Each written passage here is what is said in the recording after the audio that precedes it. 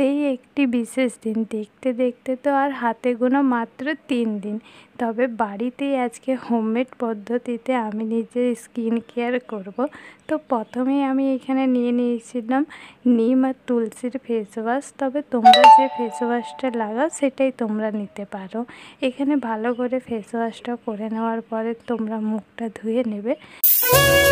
Step 2 এর জন্য আমি কি নিয়েছি চলো একবার তোমাদেরকে সেটাই দেখাই। আমি নিয়েছি চালগুঁড়ি আর তার সাথে নিয়েছি রোজ ওয়াটার। বাস এই দুটোকে মিক্স করার পর ভালো করে নিজের ফেসের মধ্যে অ্যাপ্লাই করে নিতে হবে। বাস একটু কিছুক্ষণ পর রাখার পর এটা যখন ভালো করে ড্রাই হয়ে যাবে তখনই বাস ফেসটা ধুয়ে নিতে হবে। এবার আসি স্টেপ 3 দিকে। স্টেপ 3 জন্য আমি নিয়েছি মুলতানি মিট্টি আর তার সাথে নিয়েছি রোজ ওয়াটার। এই দুটাকে ভালো করে মিক্স করার পর নিজের ফেসের মধ্যে অ্যাপ্লাই করে নিতে হবে।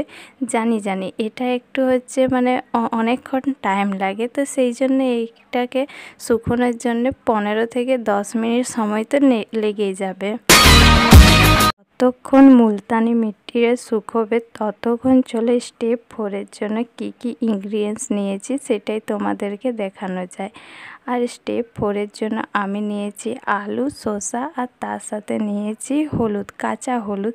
এই সবটাকে ভালো করে বেশ কাদ্দুকাস করে নিতে হবে।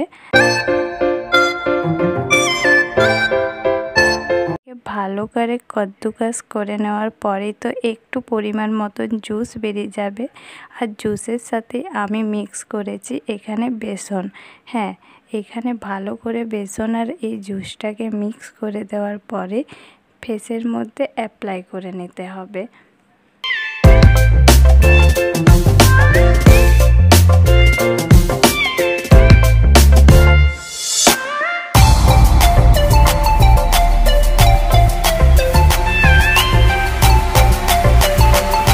এই প্যাকটাকে কিন্তু মনে রাখবে যে পুরোপুরিভাবে ড্রাই হতে দেবে, দেন তারপরেই কিন্তু ফেসটাকে ধোবে।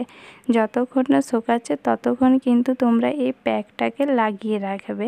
ঠিক এরকম শুকিয়ে যাবে, দেন তারপরে আমি ফেসটাকে ধুয়েছিলাম। আর তোমরা দেখতেই পাচ্ছ যে ফেসটাকে ধোয়ার পর গ্লোটা কেমন এসেছে। দেন তারপরে আমি নিয়েছিলাম রোগান বাদাম অয়েল। বাস এটাকে 1 ফোঁটা বলতে পারো, 1 ফোঁটা নেওয়ার পর হাতের মধ্যে এরকম রাব করে নেওয়ার পরে যখন গরম হয়ে যাবে তেলটা তখনই তোমরা নিজের ফেসের মধ্যে অ্যাপ্লাই করে নেবে। এটা পারলে তোমরা স্কিপও করে যেতে পারো। তবে আজকের ভিডিওটা কেমন লাগলো তোমরা কমেন্ট বক্সে অবশ্য জানি। লাইক, শেয়ার অ্যান্ড সাবস্ক্রাইব করতে একদম ভুলো না। আজকের মতন এতটাই, টাটা, বাই।